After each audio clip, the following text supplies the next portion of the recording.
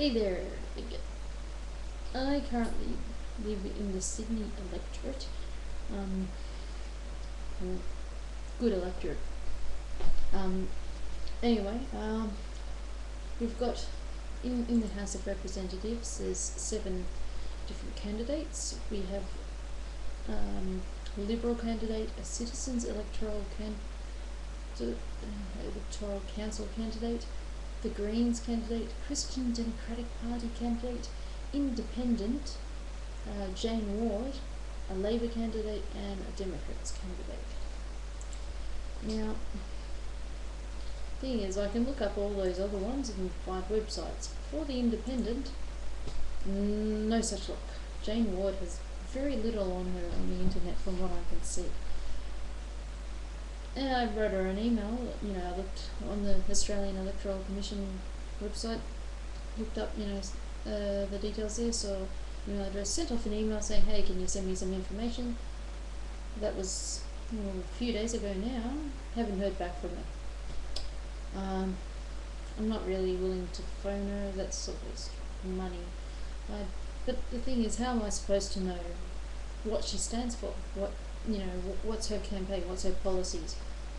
How do I know where to rank her on my sheet if I don't know what she's about? What good she would do? They should make it a bit more easy. If they want, to get votes, they should at least have a website, I think.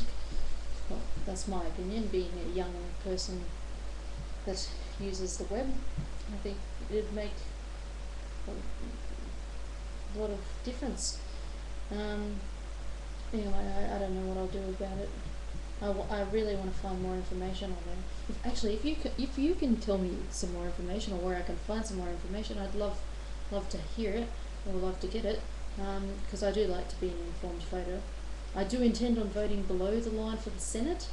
There's 79 candidates, I think. I've had a look at the group voting ticket as well.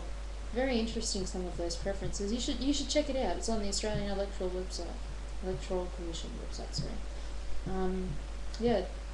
Like if you have a look at the Liberals, their next preferences go to the Christian Democratic Party, which I'm not going to give very highly in my preferences at all. Possibly even last. I just don't like them.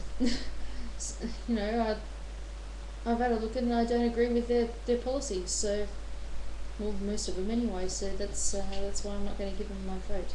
The others, I haven't completely made up my mind yet. I'm a swinging voter. Last time I was more favourable to a Liberal. This time I'm more favourable to Labor, actually. But I'm going to go for someone like, Democrats, or maybe Greens, or if this independent person turns out good, maybe her. But chances are I won't get enough information on it to make an informed decision. So I'll have to vote her somewhere, maybe both the Christian Democrats.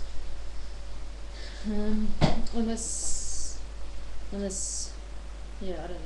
Unless it turns out she's worse. Okay, I have to go through all the different ones on the Senate and choose who I want to go through. There's a few names which don't have any parties associated with them. I'll have to look them up. Hopefully I won't have as much trouble with them as I'm having with this Jane Ward, finding information on her. Because if I do, I'll just go buy some of the group voting tickets that, for some of the parties I do know. I like to see how those people rank there. So when I go in, I'll know roughly where to vote for them. But yeah, check out the group voting ticket if you haven't already. They do have a booklet at the, when you go to the election there, they should have a booklet available for you to browse there. I've never actually seen it. I intend on asking and having a look at it if I can.